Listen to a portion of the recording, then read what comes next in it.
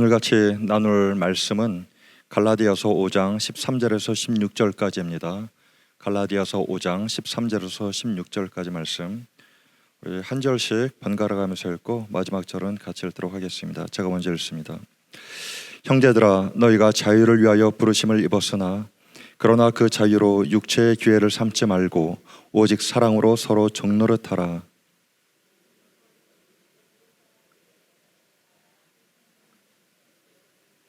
만일 서로 물고 먹으면 피차 멸망할까 조심하라.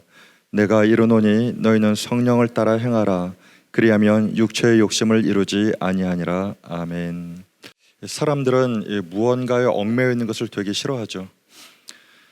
그래서 내가 원하는 대로 하는 것을 좋아하고 누군가 나한테 뭔가 시켜서 하는 것에 대해서 거부감을 갖거나 아주 그냥 힘들어하거나 불편해하는 사람들도 적지 않습니다.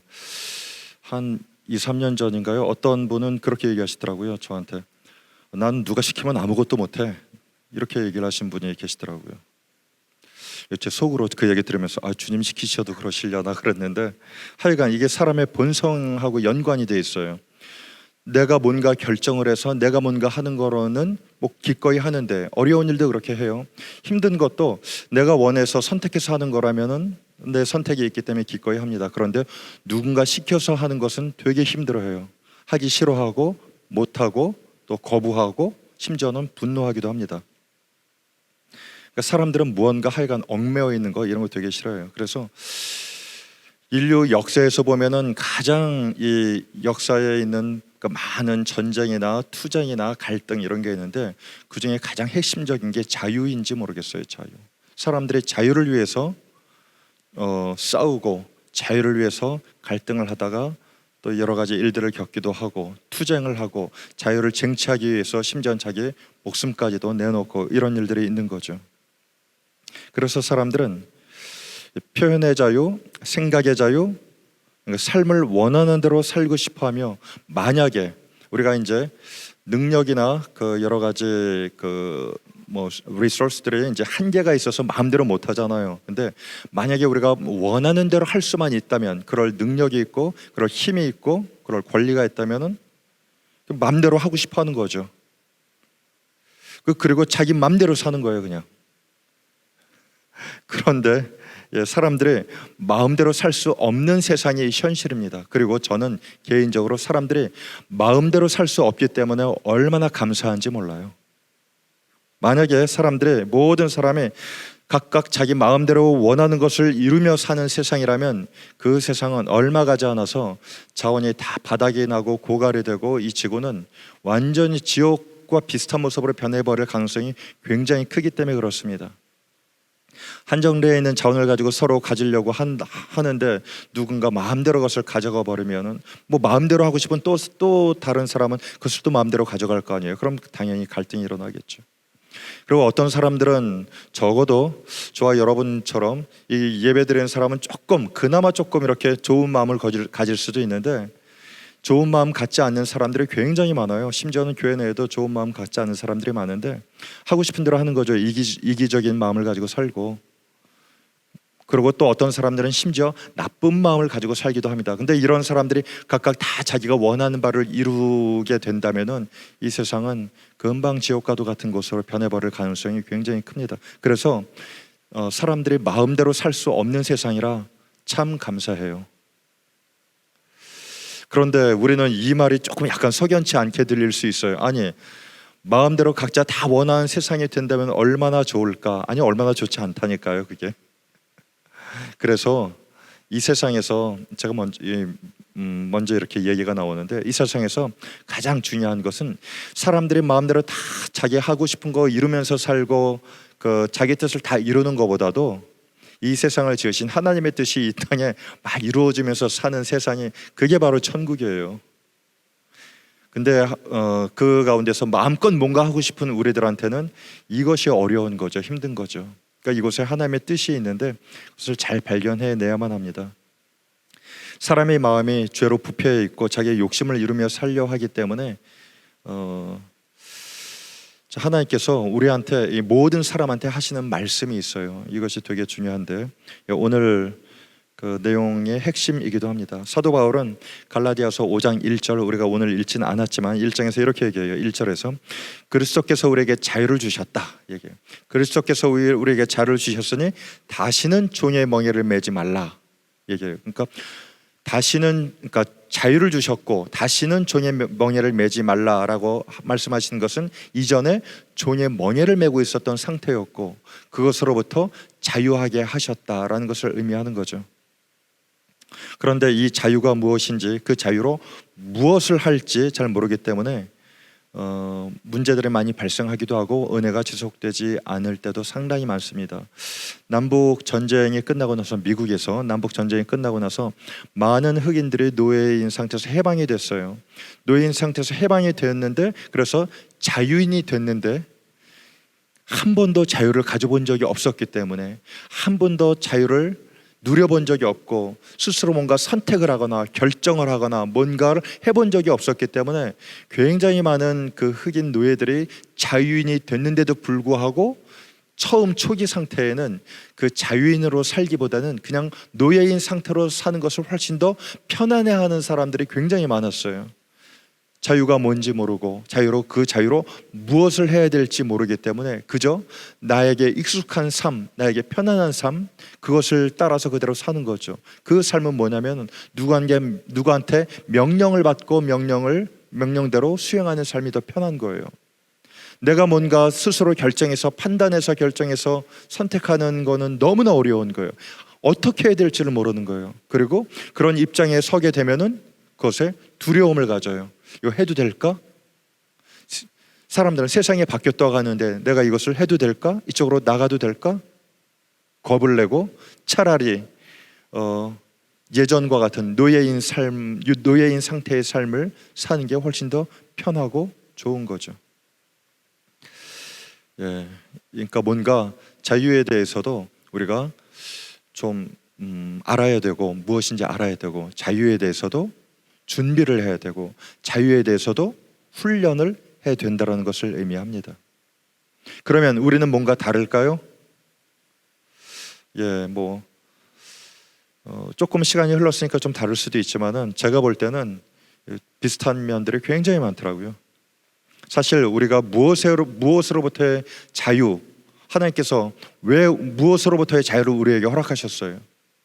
여러분 잘 아시는 것처럼 죄로부터의 자유잖아요. 죄로부터의 자유, 죽음으로부터의 자유, 이 세상으로부터의 자유, 이런 것들을 허락하셨는데, 근데 우리는 아직도 세상에 너무나 많이 익숙하기 때문에, 죄에 많이 익숙하기 때문에 그 죄 안 짓고 사는 삶보다는 죄 짓고 사는 삶이 훨씬 더 편안하고 익숙한 거예요. 어렵지 않죠. 왜냐하면 지금껏 그렇게 훈련받아 왔으니까, 그런 속에서 삶을 반복해 왔으니까 새로운 의의 삶, 생명의 삶, 자유의 삶을 사는 것이 어렵다라는 것입니다. 자유로 무엇을 해야 될지 잘 모르기 때문에 이 자유가 주어져도 그 삶 가운데서 자유의 의미를 찾아내는 것이 쉽지 않다는 것입니다. 또 이렇게 생각할 수도 있어요. 이제 우리가 자유하게 됐다고 하니까, 자유하게 됐으니까 막 살아도 될까요? 예, 지금 이 이야기를 들으시는 여러분은 본능적으로 막 살면 안 되는데 이렇게 생각하실 수 있을 거예요. 그게 맞습니다. 막 살아도 되나요? 율법으로부터의 자유, 이 당시 유대인들한테 있어서 굉장히 크게 얽매여 있었던 것은 율법이었었거든요. 이제 율법을 벗어나서 마음대로 하고 싶은 대로 하면서 살아도 될까요?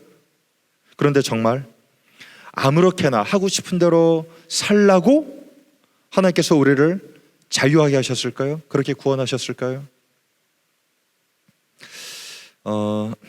여러분 한번 이런 걸 한번 상상을 해보죠. 어떤 죄인이 있어요. 죄를 지었기 때문에 감옥에 갇혀 있어요. 근데 그 죄가 좀 중죄라고 한번 가정을 해보죠. 살인일 수도 있고, 강도짓일 수도 있고, 남한테 해치고 불지르고, 하여간 뭔가 아주 중요한 범죄를 저질렀어요. 그러니까 이 사람 죄의 대가를 치르기 위해서 잡혔으니까 감옥에 갔고, 또 이것을, 그 죄를 갖다가 어쨌든 뉘우치거나 이제 이런 것들에 대해서 모르니까 감옥에 가서 그거 한번 뉘우치고 좀 한번 반성해봐라, 그런 기회를 주려고 이제 가둔 것 아니겠어요? 괴롭게 하려고 가두는 것이 아니고 뭔가 새로운 기회를 주려고 가두는 것이 원래 의미가 그런 거예요. 감옥에 가둔다라는 것은 뭐 그냥 반성하지 않으면 또 다른 사람 해칠 수도 있으니까 딱 가뒀어요. 그런데 지나가다가 내가 그 사람을 자유케 할 수 있는 힘이 있어서 딱 봤더니 그 사람이 너무 불쌍해, 너무 처량해요, 너무 그냥 힘이 딱 빠져있고 낙심하고 안타까워 보여가지고 그 사람을 이렇게 풀어줬어요. 저 사람 풀어줘라, 내가 그런 힘이 있다고 해보죠. 그러니까 그 사람이 풀려났어요. 이제 이 사람이 풀려나서 또다시 예전처럼 사람 죽이고 사람 상해하고 불지르고 막 그냥 사기치고 막 그렇고 다니는 것을 선택한다고 한다면 풀어준 내가 어떻겠어요? 아이고 이거 실수했네, 풀어주면 안 되는 놈을 풀어줬구나, 이런 생각 들지 않겠어요? 그러니까 근데 내가 그 사람을 왜 풀어주겠어요? 불쌍하니까 풀어줬어요. 근데 물론 불쌍하니까 풀어줬지만 그게 전부는 아니죠. 풀어줬는데 무엇을 기대하면서 풀어줬어요? 그렇죠. 다른 사람들한테 해 끼치지 않고 한 인간으로서 제대로 삶을 살고, 가능하면은 다른 사람들을 도우며 살라고, 그러니까 제대로 된 인생 살아보라고 기회를 주느라고 풀어준 거 아니에요. 그러니까 그런 기대감이 있어서 풀어준 거예요. 예전과 똑같은 삶을 살라고 그런 풀어줘서 그렇게 기회를 준 것이 아니라는 거예요. 뭔가 의도가 있었던 거예요. 그러면 하나님께서는 어떠실까요? 예, 마찬가지입니다.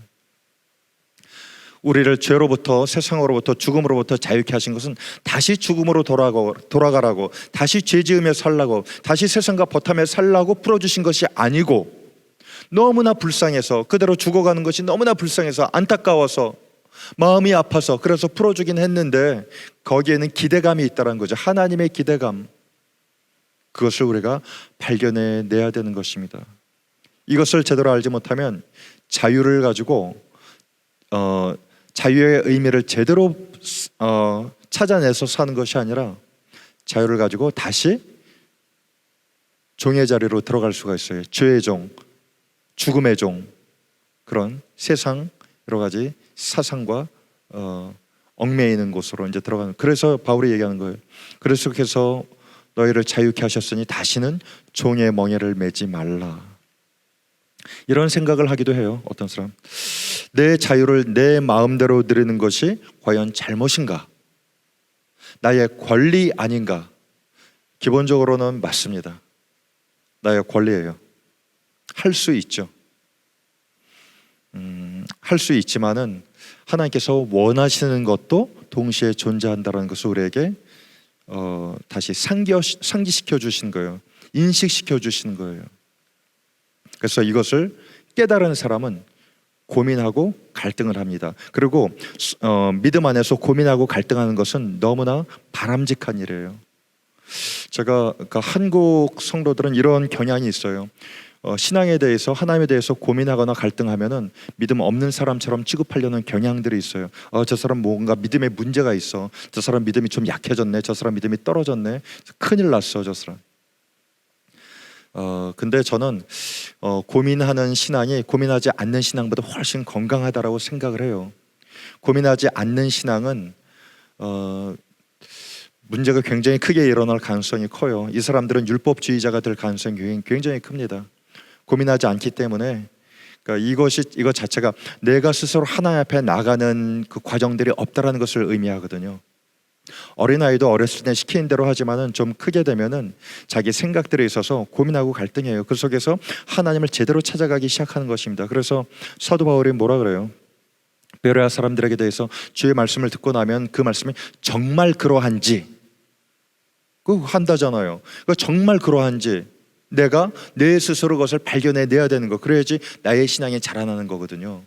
처음 잘 몰랐을 때는 시킨 대로 하는 게 좋아요. 왜냐하면 내 자체가 믿음이 어리고 판단력도 좀 부족하고 잘 모르기도 하고 그러기 때문에 그 부족한 것으로 내가 판단해서 뭔가 결정해서 한다라는 것은 잘못될 가능성이 굉장히 크거든요. 그럴 때는 누군가 좀 경험 있는 사람이, 누군가 나를 사랑하는 사람이, 누군가 뭔가 잘 아는 사람이 이렇게 하는 게 좋아, 이렇게 하는 게 좋아, 이렇게 하세요, 이렇게 얘기를 하면은 그 말을 듣고 그대로 하면은 잘못되지 않고 신앙을 제대로 살아갈 수가 있는 거죠. 그러나 믿음이 어느 정도 성장하고 하나님과의 관계가 깊어지면은 계속 그 가운데도 그렇게 되면 이 사람은 그 바리새인과 같이 율법주의자가 될 가능성이 굉장히 크다는 거예요. 고민하지 않기 때문에 내 스스로 속에 있는 성장하는 힘, 성장 다음엔 이제 또 성숙이 이루어지잖아요. 이 성숙하는 것들을 놓치게 될 가능성이 있어서 그럽니다. 그래서 신앙의 어느 순간에 하나님 앞에 갈등을 하고 고민을 하다가 믿음 가운데 하나님의 인도하심이 있어야죠.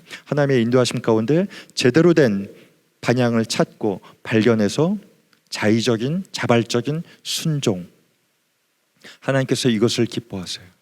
자발적인 순종. 내가 이것도 보고 저것도 보고 이런 생각도 하고 저런 생각도 하고 이런 고민도 하고 저런 고민도 했는데 하나님 앞에 기도하고 하나님께서 내게 마음을 주시고 내가 모르는 것을 하나님께서 깨닫게 하시고 그 가운데 하나님께서 주신 것들을 가만히 살펴보고 하나님께 다시 마음을 드리니까 이것이 맞아. 그대로 나아가는 거예요. 이 자발적인 순종을 하나님께서는 너무나 기뻐하세요. 그래서 하나님께서 왜 이스라엘 백성들을 광야에서 그렇게 훈련하셨냐면은 그 순종하는 것을 배우라고. 자발적인 순종이에요. 할 수 없어서 억지로 가는 거, 물론 훈련 기간 가운데는 그런 기간들이 있을 수 있어요. 다른 선택의 여지가 없어. 그냥 그거밖에는 길이 없어. 그러니까 그쪽으로 하는 거예요. 선택의 여지가 없으니까. 그래서 울며 겨자 먹기로 억지로 하기 싫지만 그거밖에 살려면은 그거밖에 방법이 없으니까 그걸 선택해서 갔는데 보니까 그것 때문에 형편이 나아졌어요. 그것 때문에 살았어요. 그것 때문에 괜찮아졌어요. 아, 이게 괜찮네. 내가 억지로 선택했는데 보니까 이게 괜찮네. 하나님의 인도하심을 발견했어요. 하나님께서 인도하신 대로 따라가면 사는구나, 괜찮구나, 회복이 되는구나. 훈련이 되기 시작하는 거예요. 훈련. 근데 언제까지 그러겠어요? 하나님께서 계속 그렇게 두시는 것이 아니거든요. 그러니까 이것은 말 그대로 훈련이에요. 그래서 광야를 벗어나게 되면은 그때는 더 이상 훈련이 아니에요. 광야를 벗어나게 되면 그때는 내가 해야 되는 거예요. 자발적인 하나님과의 관계 속에서 믿음의 선택이죠. 믿음의 반응을 하고 믿음의 선택을 하는 거. 내가 이렇게 훈련 과정을 거쳤는데 이렇게 했었을 때 하나님께서 나와 함께 하시고 나를 살리시고 나를 회복시켜 주셨어. 나는 지금 어쩔 수 없이 이것을 길이 없어서 선택하는 것이 아니라 다른 것도 선택할 수 있고 저것도 선택할 수 있고 뭐 이렇게 하지만은 나는 믿음 안에서 믿음으로 하나님께서 나의 생명이고 구원이신 것을 확신하고 그 가운데 믿음으로 이 길을 선택하겠소라고 선택하는 거예요. 하나님께서 그것을 가치 있게 여기시는 거예요. 우리가 훈련받는 이유는 제대로 된 선택하라고 하나님께서 가르쳐 주시는 거거든요. 사도 바울은 본문을 통해서 자유를 어떻게 사용해야 되는지 이것을 가르쳐 주고 있습니다. 갈라디아서 5장 13절입니다. 여러분 같이 한번 한 목소리로 읽어보도록 하겠습니다. 형제들아, 너희가 자유를 위하여 부르심을 입었으나 그러나 그 자유로 육체의 길을 삼지 말고 오직 사랑으로 서로 종노릇해라. 제가 가만히 자유를 생각해 보니까 자유가, 저는 이렇게 생각을 했어요. 자유가 무슨 뜻인가 했더니 무언가를 선택할 수 있는 힘. 전 그것을 자유의 정의가 되게 많은데 전 그렇게 이제 생각이 듭니다. 근데 오늘 본문을 보니까 이렇게 얘기해요. 주님 주신 자유로 육체의 기회를 삼지 말라라고 얘기해요. 그러니까 주님께서 우리를 자유하게 하셨어요. 자유하게 했다는 것은 뭔가 선택할 수 있다라는 것을 의미하잖아요. 선택할 수 있는 거예요. 자유니까. 근데 그것으로 육체를 선택할 수도 있고 성령을 선택할 수도 있다라는 거죠. 그래야 자유니까. 그것이 자유예요. 근데 이렇게 얘기해요. 육체의 기회를 삼지 말고 육체를 선택하지 말라. 그리고 오직 사랑으로 서로 종노릇해라. 이것을 선택하라. 이렇게 얘기하시는 거예요. 그러니까 육체를 선택할 수도 있다라는 거예요. 근데 육체를 선택하게 되면, 육체의 기회를 삼게 되면 어떤 일들이 벌어질까요? 그렇죠. 육체의 기회를 삼게 되면 다시 예전에 그 종된 상태로 들어가는 거예요. 그래서 성경은 오늘 두 가지의 종을 이야기하고 있어요. 이것이 성경의 굉장히 중요한 핵심 가운데 하나입니다. 어쨌든 첫 번째 종은 그거죠. 그 죄의 종, 우리가 처음부터 얽매여 있었던 그것, 태어날 때부터 매여 있었던 죄, 세상, 육신, 죽음, 이것으로부터 하나님께서 우리를 자유하게 하셨어요. 근데 하나님께서 주신 자유로 다시 그것을 선택할 수도 있죠. 선택할 수도 있어요. 그러나 하나님의 바람은 그렇게 하지 말라는 거예요. 그렇게 하면 안 된다는 거예요. 그렇게 하면 죽기 때문에 그렇게 하지 말라는 거예요. 그래서 하나님께서 우리에게 자유를 주시고 뭘 허락하시냐, 뭘 어떻게 삶을 인도하시냐면은 그 자유로 다시 죽음으로 돌아가지 않게끔 하기 위해서 훈련을 하게 하세요. 그 자유를 제대로 사용하기 위해서 우리의 삶 가운데서 훈련 기간을 거치게 하시는 거예요. 이것이 하나님의 자비예요.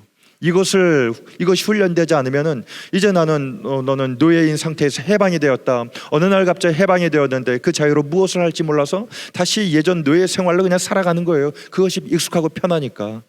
그런 어처구니 없는 일들이 우리 역사 속에서 봤잖아요. 하나님께서 우리에게 보여주시잖아요. 이런 일들도 있더라. 훈련해야 된다. 뭔가 알아야 된다. 교육 받아야 된다. 이것을 거치지 않으면은 누구나 다 똑같아요. 사람이 육체를 가지고 있기 때문에 육체에서부터 자유로운 사람은 존재하지 않거든요. 살면서, 그러니까 육체의 죽음을 겪게 되면 그때는 좀 육체로부터는 자유하겠죠. 근데 하나님께서는 우리가 육체로부터의 자유뿐만 아니라 온전한 자유, 완전한 자유를 우리 원하시기 때문에 하나님의 깊은 뜻이 있는 거예요. 제가 가끔 그런 생각을 해요. 육체가 이렇게 사람을 매이게 하는 것들이 너무나 많아가지고, 이제 첫 번째는 시간하고 공간인데 너무나 매이게 하는 것이 많아가지고, 이거 말고도 굉장히 많죠. 그냥 육체의 소욕, 육체가 원하는 것들이 있거든요. 근데 한번 생각해 보면 육체가 없으면 진짜 자유롭겠다는 생각이 들어요. 사람이 내가 육체가 없으면은, 육체에서부터 벗어나면은 상상도 못하는 어떤 그 해방감, 이런 게 있을 것도 같아요. 아직 경험해보지 못해서 잘 모르겠는데 하나님께서 언제 뭔가 허락하시겠죠. 언젠가. 육체의 기회를 삼지 말라는 것은 육체를 위한 기회, 즉 육체의 요구, 육체가 원하는 바가 있다는 것이에요. 그러니까 육체가 원하는 바, 육체가 요구하는 거, 이런 것으로 그 자유를 사용하지 말라라고 얘기하는 거예요. 근데 육체가 요구하는 것이 처음부터 악하거나 나쁜 것이 아니에요. 그러나 사람이 죄 속에 있기 때문에 육체가 원하는 바를 따라서 선택을 하고 그것을 반복하고 그것을 지속하고, 반복하고 지속하는 게 이제 큰 문제인데, 반복하고 지속하면 이제 훈련이 되거든요. 또 훈련이란 말의 의미는 반복 지속을 포함하고 있는 말이잖아요. 어쨌든 반복 지속하게 되면 익숙해지고 훈련이 되고, 반복 지속하게 되면은 이제 열매를 또 맺게 되는데, 하여간 그렇습니다. 이렇게 되면 다시 사람이, 그러니까 처음 육체가 원하는 것이 그렇게 나쁜 게 아니라 할지라도 이것을 반복 지속하게 되면 점점 그것은 죄의 열매를 맺힐 가능성이 굉장히 큽니다. 그래서 위험해요. 그래서 깨어있는 사람은 처음부터 조심을 하고 처음부터 관리를 해요. 관리. 근데 깨어있지 않으면은 이거 지금 당장 볼 때 괜찮거든요. 당장 볼 때 괜찮으니까 뭐 해버리는 거죠. 근데 한다고 해서 무슨 특별한 일이 일어나는 것도 아니에요. 그냥 괜찮아요. 그냥 삶이 그대로 지속이 돼요. 근데 괜찮아 보이니까 반복하고 지속하게 되는 거예요. 이게 위험한 건데, 이 육체와 대조가 되는 것이 무엇일까요? 그렇죠. 그냥 단순히 얘기하면 영이고, 좀 더 정확히 이야기하면은 성령님이죠. 성령님. 그래서 육체의 일은 성령의 일과 대조가 됩니다. 그리고 육체의 일은 육체의 열매를 맺게 되고, 성령의 일은 성령의 열매를 맺게 돼요. 이것이 우리가 잘 알고 있는 갈라디아서 5장 22절 23절의 성령의 열매예요. 그래서 오늘 이 본문을 제대로 이해하면은 성령의 열매가 삶 가운데 어떻게 다가오는지가 어렵지 않습니다. 이렇게 자연스럽게 드러나는데, 이것을 잘 모르면은 그냥 막연하게 생각하기가 쉬워요. 성령의 열매를 맺으려면 성령 충만해야지. 물론 틀린 말은 아니지만은 그 과정을 생각해 보려면 성령 충만해야지, 이것 자체가 굉장히 우리 신앙생활에서 멀리 있는 그런 말처럼 느껴질 수가 있어요. 성령의 열매를 맺기 위해서는 성령이 무조건 순종해야지. 맞죠, 맞는 말이지만 이 과정을 제대로 이해하지 못하고 생략해버리면 어렵다니까요. 본문 14절 말씀처럼 이웃을 사랑하는 거, 이것은 성령님의 일이에요. 이웃을 사랑하는 거, 물론 하나님 사랑부터 시작이 돼야 되는데, 사람이 하나님의 존재를 따라 지으심을 받았기 때문에 사람도 사랑하고 싶은 그런 욕구가 있고 사랑받고 싶은 욕구가 있어요. 근데 그 사랑의 시작이 어디로부터 시작되는가를 정의하는 것은 너무나 중요합니다. 하나님 모르는 사람도 사랑 비슷한 것들을 하거든요. 사랑이라고 불리는 것들을 하고, 근데 그 시작 자체가 하나님으로부터 시작된 것이 아니기 때문에 사람으로부터 시작된 거거든요. 사람으로부터 시작된 사랑은, 그러니까 하나님의 사랑은 사랑의 원본이에요. 사랑은, 그러니까 하나님 그분 자체가 사랑이세요. 그래서 하나님의 사랑은 원본이나 마찬가지예요. 그러나 사람이 가지고 있는 사랑은 원본 자체가 아니기 때문에 사람으로부터 시작된 사랑은, 그것이 자녀 사랑이든 남편 사랑이든 나라 사랑이든 이웃 사랑, 어떤 사랑이든, 사람 사랑이든 자연 사랑이든 어떤 사랑이든지 간에 하나님을 모르는 상태에서 사람으로부터 시작된 사랑은 뭔가 왜곡되어 있거나 병들어 있거나 잘못될 가능성들이 굉장히 큽니다. 그러니까 뭔가 중요한 그 지탱점, 이것을 놓치고 시작하는 거거든요. 그래서 금방 무너지기가 쉽고 그런 건데, 어쨌든 하나님 사랑으로 이웃 사랑하는 것, 하나님 사랑으로 나 자신을 사랑하는 것을 제대로 배우고, 그 교회 다니는 사람도 역시 마찬가지예요. 교회는 다녀서 그 신앙생활은 하고 예수 하나님의 사랑 뭐 경험하기도 하고 또 감동하기도 하고 감격하기도 하지만은 훈련이 되지 않으면은 내 남편 사랑하는 거, 아내 사랑하는 거, 자녀 사랑하는 거, 이걸 그냥 예전과 같았었던, 그러니까 세상 사람들이 똑같이 하는 그 방법으로 사람으로부터 시작된 사랑으로 사랑하는 사람이 적지가 않습니다. 근데 하나님께서 우리를 훈련시키시고 우리를 인도하시기 때문에 어느 순간 하나님의 딱 물어보긴 하세요. 그때 대답을 잘 하셔야 되는데, 아브라함처럼. 그러니까 그때 하나님 사랑으로 잘 훈련받으면 이제 전혀 문제는 되지 않죠. 그 하나님 사랑으로 이웃 사랑하는 것, 이것이 되게 중요합니다. 그러면 이것은 성령님의 일이에요.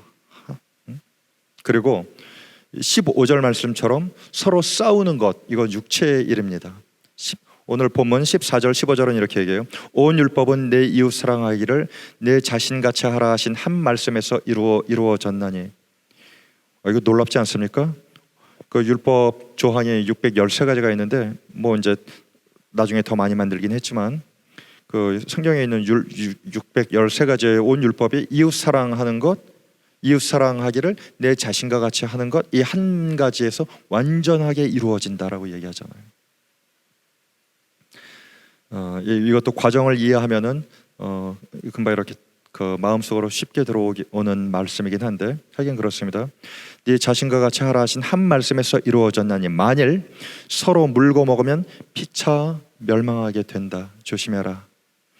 교회 생활이 아닌 신앙생활, 교회 다닌다고 다 똑같이 신앙생활하는 건 아니죠. 그래서 교회 나와서 하나님이 누군지를 먼저 아는 것이 되게 중요한데, 특별히 새가족들이 교회에 와서 하나님을 먼저 만나는 것이 중요해요. 처음 교회 나온 사람이 이 교회 생활이 뭔지도 모르고 뭐 아멘도 모르고 뭐 성경도 모르고 찬송도 모르고 주기도문도 모르고 뭣도 모르고 다 모르니까 이제 새가족 교육에서 이제 이것저것 가르치잖아요. 교회 생활을 좀 익숙하게, 낯설지 않게, 부담스럽지 않게 할 수 있도록 이제 이것저것 지도를 하고 가르치고 이렇게 해주잖아요. 근데 교회 나와서 가장 먼저 만나야 될 분은 하나님이세요. 그래야지 말 그대로 신앙 생활이 시작되죠. 근데 교회 나와서 어차피 시간이 지나가면 익숙해지잖아요. 시간이 지나서 낯설고 좀 어색하고 그랬던 것들이 한 주, 두 주 나오고, 그 몰랐던 사람들도 알고 얼굴도 익숙해지고 용어도 익숙해지고, 교회는 교회 용어가 따로 있어요. 용어도 익숙해지고 뭐 하는 뭐 순서도 익숙해지고 분위기도 익숙해지고, 그러면 익숙해지면은 편안하죠. 익숙해지면 편안하기 때문에, 그러면 교회 나와서 예배드리고, 근데 그러다 보면 이제 이런저런 지식도 들어오죠. 성경 지식도 들어오고 성경도 찾을 줄 알고, 찬송가도 어렵지 않게 찾고, 또 찬송가 곡조도 어느 순간 입에 익고 그런단 말이죠. 그럼 편안하게 교회 나와서 예배도 참석하고 기도회도 참석하고 심지어 전도도 참석하고 봉사도 하고 그럴 수 있어요. 그런데 하나님을 만나기 전에 교회가 익숙해져 버리면은, 그러면은 그것 가지고 나는 신앙생활을 한다라고 착각할 수 있는 가능성이 거기서 생기는 거예요. 그래서 굉장히 위험합니다.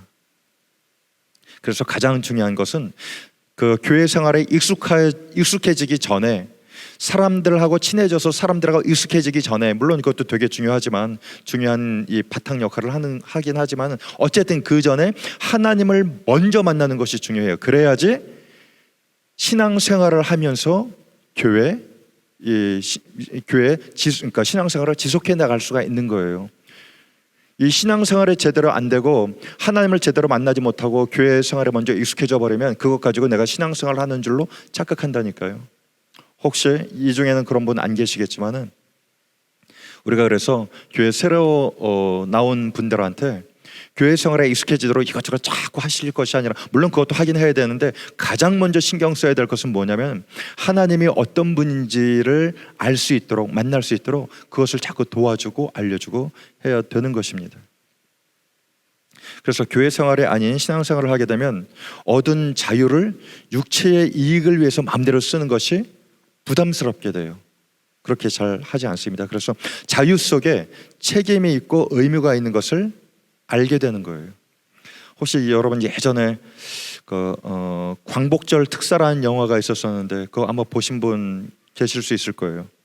그 한국 영화인데, 광복절 특사. 감옥에서 그 숟가락 하나 가지고 이 6년 동안 계속 파가지고 이만했던 숟가락이 이렇게 다 그냥 없어질 정도까지 파가지고 탈옥한 죄수 2명이 나타나요. 막 굴을 파가지고 자유를 얻어요. 근데 어느 날 거리 가판대에서, 그 가판대 신문에서 그 신문을 딱 보니까, 자기 뭐 소식 나왔는지 딱 보니까 자기들 이름이, 자기 2사람의 이름이 광복절 특사 명단에 있는 것을 딱 발견을 해요. 깜짝 놀랐죠. 이때부터 그 2 죄수는 감옥으로 다시 들어가려고 가진 애를 씁니다. 어떻게 해서든지 그 죽기 살기로 그냥 감옥으로 들어가려고 하는 거예요. 탈출하는 것보다 더 힘이 들어요, 감옥으로 들어가는 게. 그래서 우여곡절 끝에 감옥으로 들어가요. 겨우 감옥으로 들어가요. 왜 그러겠어요? 교도소 밖으로 나왔다고 자유가 다 같은 자유가 아니라는 걸 알기 때문에 그렇죠. 탈옥한 것은 훔친 자유잖아요. 훔친 자유는 언제 다시 잡혀 들어갈지 모르는 불안감이 있어요. 조마조마해요. 숨어 살아야 돼요. 분명히 그 교도소 바깥으로 나왔지만 내가 훔쳐서 얻은 거기 때문에 다른 사람들을 피하고 관계들을 피하고 이리저리 그냥 돌아다니면서 어둠의 그 삶을 살 수밖에 없게 되는 상황이 되는 거죠. 그 훔친 자유는 불안한 자유이지만은 특별 사면으로 얻은 자유는 불안과 초조가 없는 진짜 자유이기 때문인 거예요. 그래서 다시 들어가려고 하는 거예요. 그것이 진짜 자유죠. 참 자유죠. 참 자유가 무엇인지를 알기 때문에 탈옥수의 자유를 포기하고 정당한 자유를 얻으려고 하는 것입니다. 자유를 제대로 알면은 자유를 함부로 쓰지 않고 낭비하지도 않습니다. 참 자유를 얻는 것, 하나님께서 우리에게 주신 자유를 마음대로 쓰는 것이 문제가 되는가? 오늘 본문의 13절 전반부만 보면 별 문제가 될 것 같잖아요. 형제들아, 너희가 자유를 위하여 부르심을 입었으나, 그 원문에는 자유 안에서 살도록 부르심을 입었다라는 뜻이거든요. 그러니까 예수를 믿는 모든 사람들은 율법과 죄의 저주로부터 자유로워졌고 이제는 마음대로 살아도 된다는 것이죠. 자유롭게 살아도 된다는 것이죠. 근데 하반부는 이렇게 얘기하죠. 그러나 그 자유로 육체의 길을 삼지 말고 오직 사랑으로 서로 종노릇하라. 그러니까 자유로 육체의 기회를 삼는 것. 그럼 자유로 육체의 기회를 삼는 것이 무엇인가? 구체적으로 성경에는 뭐라고 얘기하냐면 우리가 읽지 않았어요? 19절부터는 이렇게 얘기합니다. 육체의 일은 현저하니, 이렇게 얘기하는 거예요. 이것이 육체의 기회를 삼는 거예요. 육체의 일은 분명하니, 그러니까 이 자유로 육체의 기회를 삼아서 삶을 살아가면은, 그것을 너희가 반복하고 지속하면은 육체의 일들이 분명하게 드러나는데 그것은 열매처럼 보여지는 것이다. 열매의 특성이거든요. 보여지는 것. 육체의 일은 분명하니, 이렇게 곧 음행과 더러운 것과 그런 것이 맺혀지는 거예요. 삶 가운데 호색과 음란한 거죠. 우상숭배. 사람들이 왜 그 종교를 가지고 우상숭배하는지 아세요? 내 뜻 잃어보려고 하는 거예요. 내 뜻 잃어보려고. 내가 원하는 삶을 살고 싶어서 종교를 찾고 그 우상을 숭배하는 거예요. 이 신을 믿으면은 다복한다 하니까 그 신을 믿고, 이 신을 믿으면은 농사 지을 때 비 내려준다 하니까 그 신 믿고, 이 신을 믿으면 전쟁할 때 승리한다 하니까 그 신을 믿고, 이 신을 믿으면 또 뭐 내가 원하는 바 이룰 수 있으니까 그 신을 믿고, 그 다 원하는 그 첫 목적이 뭐냐면 내가 원하는 바를 이루려고 하는 것이 목적이란 말이죠. 그래서 우리가 하나님 앞에 나갈 때 이것을 점검해 봐야지 돼요. 그러니까 처음에는 괜찮아요. 믿음이 어렸을 때, 믿음이 어리니까 그럴 수 있어요. 내가 원하는 바 이뤄보려고 하는 거죠. 저 언젠가 한번 얘기했던 적이 있었는데 누구한테 이제 물어보는 거예요. 당신 왜 교회 나오세요? 왜 신앙생활 하세요? 그럼 나 잘 되자고 믿는 거죠. 뭐 나 못 되라고 교회 나와서 예수 믿겠어요? 나 잘 되보자고, 나 잘 되라고 믿는 거지. 나도 잘 되고 내 가족도 잘 되고 내 자녀도 잘 되고 그래 보려고 예수 믿는 것 아니겠어요? 이렇게 얘기한다면 맞아요. 맞습니다. 하지만 그것이 전부는 아닌 거예요. 신앙생활이 오래됐는데도 불구하고 그것을 신앙생활의 전부를 생각하고 있다면은 우상 숭배하는 거랑 뭐가 다르겠어요? 신만 다른 거지. 이 신을 믿든지 저 신을 믿든지 또 다른 신을 믿든지 그저 내가 원하는 거 이루어 보려고 그냥 하는 거잖아요. 이것이 우상 숭배라니까, 이것이. 하지만 인격적이신 하나님을 알고 믿는 것은 그 정도로 그치지 않습니다. 그래서 하나님을 믿는 사람에게는 무엇이 일어나냐면 변화가 일어나는 거예요. 변화. 속사람의 변화, 가치관의 변화, 삶의 변화, 이것이 일어나는 거예요. 하나님께서 하나님과 교제를 하고 하나님을 알아가면 하나님께서 어느 순간 하나님께서 우리에게 그것을 알려주시거든요. 너 그대로 사는 것이 내가 원하는 것이 아니다. 너에게는 내가 원하는 삶의 방식이 있다. 너를 통해서, 너의 삶을 통해서 내가 이루고 싶은 것이 있다. 알려주시잖아요. 그럼 그쪽으로 삶의 방향을 체인지하는 거죠. 트는 거죠. 그래서 이 육체로 삶을 살면은, 그러니까 우상숭배하게 되고 자기 뜻을 이루는 것이 전부가 된다니까요. 하나님을 그런 식으로 믿는 것에 대해서는 어느 순간에서는 사람마다 다르겠지만 그 순간을 반드시 넘어가야 돼요. 안 그러면 그 신앙이 너무나 어린 상태에서 그냥 그 삶을 낭비하거나 그럴 가능성이 굉장히 큽니다. 그러면은 나중에 천국 가면 너무나 후회하실 수 있어요. 너무나 아까울 수 있어요. 하나님께서 나에게 주신 그 황금 같은이라는 말도 참 아주 세속적이다. 근데 사람들이 다 그걸 귀하게 생각하니까 이제 그렇게 표현을 하는 거잖아요. 그 정금 같은 믿음으로 나오리라 얘기하는 거죠. 그 황금 같은 기회에 이것을 다 놓쳐버리는 거예요. 그냥 하나님 안에서 믿음으로 선택하고 믿음으로 살고 정말 반짝반짝 빛나는 그런 삶을 살 수 있는데 너무나 믿음이 어린 채로 10년, 20년, 40년, 50년 그냥 그 믿음이 어린 채로 살아가다가 그냥 인생을 다 낭비해버리고 마는 거예요. 예수 믿고 구원은 받겠지만 구원이 전부가 아니라니까요. 구원은 우리의 종착점이 아니라니까요. 구원은 우리의 시작점이에요. 우리 삶의 시작점이에요. 구원이 삶의 종착점이 아니고 우리 삶의 시작점이라고. 구원이라는 관문을 통해서 하나님께서 원하시는 삶을 살아가야 될 책임이 있어요. 하나님께서 그것을 우리에게 요구하세요. 그래야지, 그 삶을 살아야지 착하고 잘하였다, 충성된 자가 이 이야기를 듣죠. 우상 숭배와 주술과 마술이죠. 원수 맺는 것, 미워하는 것, 원수 맺는 것. 분쟁, 다투는 거죠. 다투는 거. 시기, 질투하는 거예요. 분냄, 화내는 거. 혈기가 있는 거예요. 혈기가. 자기 마음대로 안 된다고 막 혈기 부리는 거예요.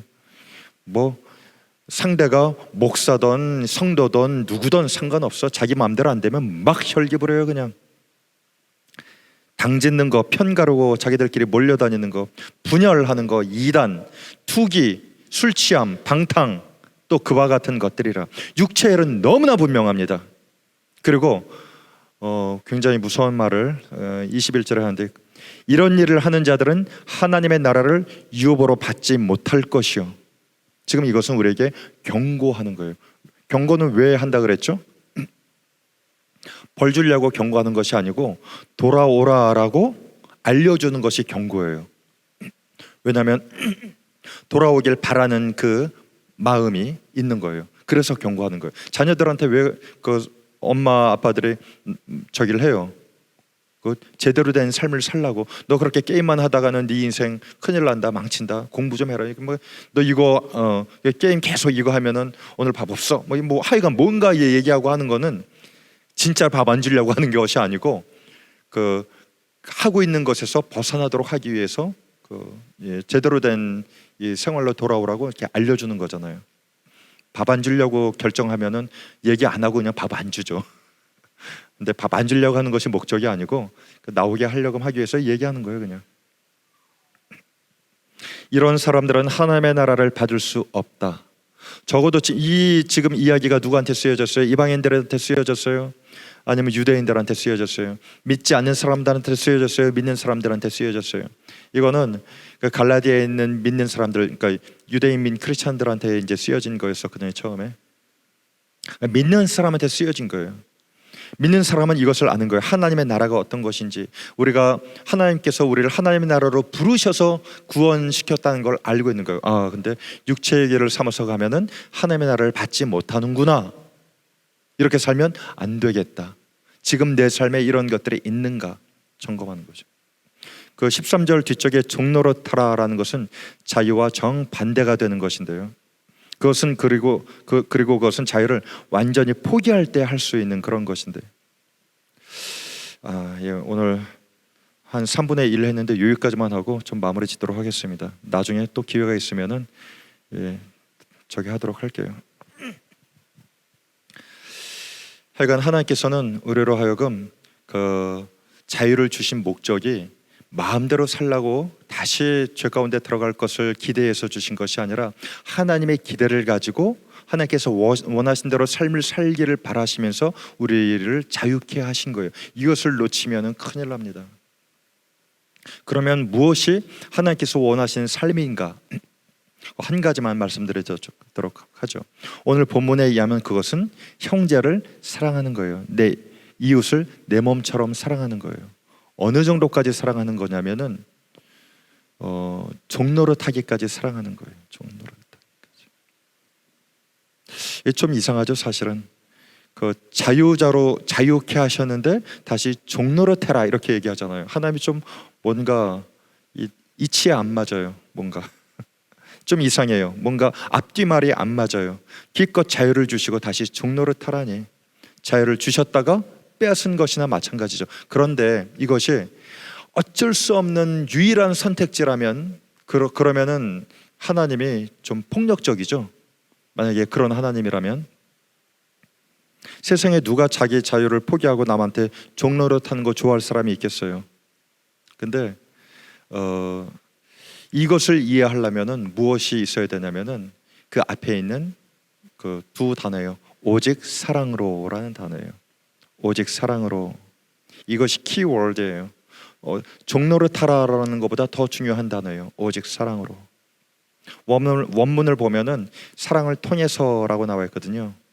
디아테스 아가페스 이렇게 나오는데 through love 이렇게 되는 거죠. 사랑을 통과해서. 사랑을 통과하지 않은 종노릇은 하지 말, 그런 건 할 필요 없어요. 하지만 사랑을 통과하면은 반드시 종노릇으로 선택하는 것이 가능하다는 것을 우리에게 알려주시는 거예요. 실제로 그래요. 사람이 사랑하게 되면은 누군가를 섬기는 것이 힘들지가 않아요. 그 사랑을 하게 되면은 그 사랑하는 그 사람을 위해서 내 자유를 포기하는 것이 가능해져요. 사랑하기 때문에. 누군가 사랑하면 시간과 물질과 가지고 있던 많은 것을 포기하게 되는 거예요. 포기할 수 있게 되는 거예요. 혼자 있을 때 마음대로 하고 싶은 일을 마음대로 막 하는데 누군가를 사랑하면 이제 내 마음대로 하는 것이 아니라 그 사랑하는 그 사람을 배려하는 거예요. 무슨 일을 어떤 일을 해도 늘 그 사람을 염두에 두기 시작해. 너무나 사랑하니까. 내 마음속에 그 사람이 있어요. 내가 밥 먹으면은 그 사람 식사했나? 이제 그런 생각이 염두에 있으니까 그 자연스럽게 드는 거예요. 내가 어디 좋은 데 가면은 그 사랑하는 사람이 딱 떠오르는 거예요. 야, 우리 먼저 돌아가신 사랑하는 어머니가 이 유채꽃 너무나 좋아했는데, 딱 보면은 떠오르고, 어디 좋은 데 가면은 사랑하는 사람이 떠오르고, 야, 여기 내가 친구 따라서 너무 좋은 데 왔는데 다시 기회가 되면은 내 사랑하는 가족들이랑 같이 와야지. 당연히 사랑하니까 자꾸 그렇게 되는 거예요. 사랑하면은 내 자유를 포기하기 시작하는 거예요. 많이 사랑할수록, 깊이 사랑할수록 내 모든 시간이 사랑하는 사람을 위해서 주어졌다라고까지 생각을 하게 됩니다. 사랑하면 취미도 바꿉니다. 사랑하는 사람이 뭐 좋아하는 거 있으면 거기에 대해서 관심이 생기기 시작해요.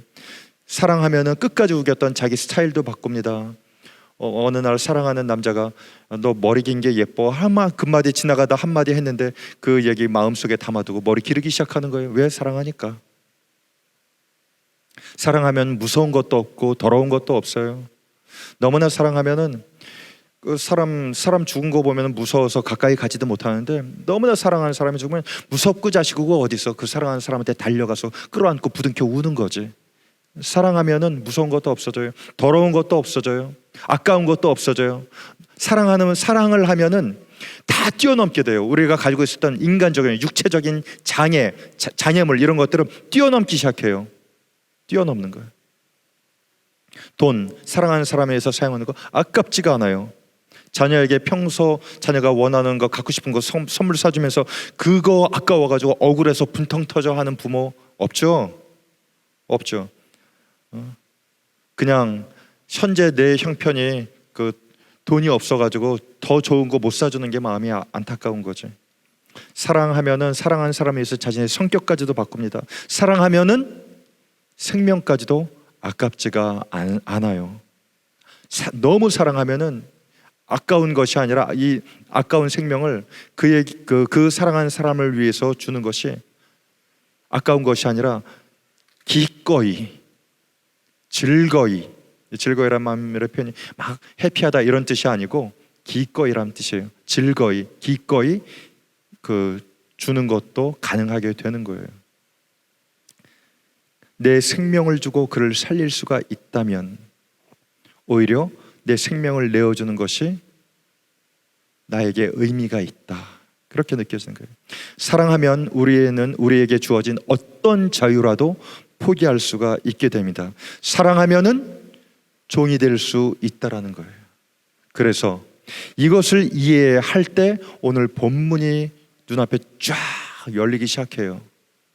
육체의 일이 무엇인지, 성령의 일이 무엇인지, 이것이 어떻게 다가오는지가 우리 삶 가운데 가까이 다가오기 시작한단 말이죠.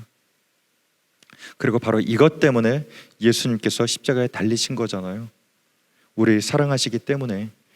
예수님께서 십자가에 달리실 때 마지못해서 억지로 이렇게 전 십자가에 달리셨다고 생각하지 않으세요? 물론 그 고난만을 생각하면 피하고 싶죠. 너무나 처절하고 참혹하니까 하나님, 할 수만 있다면 이 잔을 내게서 옮기시옵소서. 그렇게 고난만을 생각하면 그럴 수 있어요. 그것이 육체의 한계예요. 그러나 사랑을 생각하면은, 그 사랑하는 것을 생각하면은, 뭐 성경에 나와 있지 않지만은 어쩌면은 예수님께서는 이 사랑하는 저와 여러분을 위해서, 우리를 위해서 그 조용한 이 차오르는 듯한 기쁨이 속에 있었을지도 모르겠다. 전 그런 생각이 들어요. 너무나 사랑하면은 그들이 싹 다 저 가운데 완벽하게 싹 다 단 한 사람도 빼지 않고 싹 다 죽을 것이었는데 십자가에서 이 고통을 다 감내하면, 내 물과 피를 다 쏟으면, 그래서 누군가가 그것을 믿고 하나님 앞에 나오면 그는 살 수 있어. 그 살 수 있는 그 사람을 위해서 다 쏟아내는 거예요. 그것이 예수 그리스도의 사랑인 거예요. 사랑하면은 그것이 가능해져요. 그래서 우리도 똑같이 하나님을 사랑하면은 그것이 가능해져요. 어떤 것이 가능해져요? 생명까지 내어드리는 것이 가능해져요. 사랑하면은. 제가 유튜브 이렇게 보다가 어떤 분이 이런 얘기를 썼더라고요. 내 인생 너무 아까워서 어떻게 하나님께 드리겠어요? 나는 내 인생 이 아까운 인생 어떻게 하나님 앞에 바칠 수 있겠어요?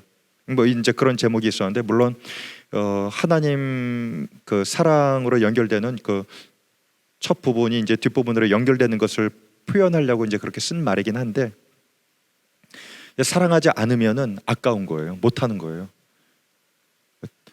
다른 거 대체하는 거죠. 아이고 뭐 할 수 있으면 다른 걸로 대체해가지고 그걸 대신하려고 하는 거. 그러나 너무나 사랑하면은 내 자신이 뛰어들고 싶은 거예요. 내 거를 다 내어줘서 그를 구하고 싶은 생각이 있는 거예요. 그리고 종노릇하는 것이 가능해집니다. 그래서 우리가 해야 될 것은, 어떻게 종노릇해? 난 종노릇 못해. 그런 거 못해. 종노릇에 우리의 초점을 맞추는 것이 아니라 오직 사랑으로 거기에 초점을 맞추셔야 돼요. 오직 서로 사랑하는 거. 그러면은 내가 사랑하면 사랑할수록 이웃을 내 몸처럼 사랑하는 것이 내 주변에 열리기 시작하는 거예요. 모든 사람 다 사랑할 필요 없어요. 하나님께서는 우리한테 그것을 원하지도 않으세요. 요구하지도 않으시고, 하지만 옆에 있는 이웃은 사랑하셔야 돼요. 그거는 요구하세요. 이웃 사랑하는 거. 모든 사람을 사랑하라 이야기하지는 않으시지만 이웃은 사랑하라고 얘기하세요. 그래서 이웃을 미워하지 말고 사랑하는 것, 그래서 그를 섬기는 것. 섬겨서 뭐 해야 돼요? 그를 살려내고 격려하고 위로하고 하나님 바라보도록 만들어주는 거예요. 그것을 통해서 하나님의 사랑이 전달이 되고 하나님의 구원과 생명은 그렇게 전달이 됩니다. 그렇게 믿음 가운데 하나님 앞에 내 사랑하며 살겠다, 하나님께서 왜 돌아가셨는지 그거 생각하시고 하나님 앞에 마음을 드리는 저와 여러분 되시기를 예수 그리스도의 이름으로 축원합니다.